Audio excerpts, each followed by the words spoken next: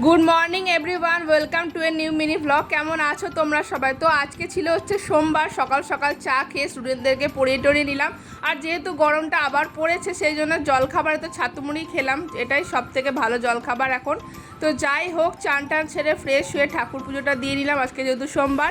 আর মা নিরামিষ একটা তরকারি আর শাক ভাজা করেছিল, সেই দিয়ে দুপুরে খাবারটা খেয়ে নিলাম। আর বাইরে বিকেলবেলা হাঁটতে বেরিয়ে তখনও রোদ পড়েনি, 5টা বেজে গেছিলো। তারপর সন্ধ্যেবেলা আবার কারেন্ট ছিল না, তার মধ্যে এত পিঁপড়ে উৎপাত করছিল, তাই স্টুডেন্টদের কাছে খাটেতেই পড়ালাম, কি আর করা যাবে।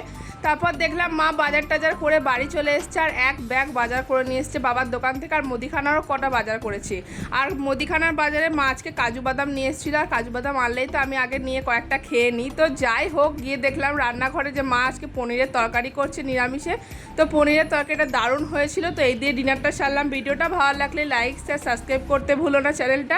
দেখা হচ্ছে নেক্সট ভিডিও। Okay, by.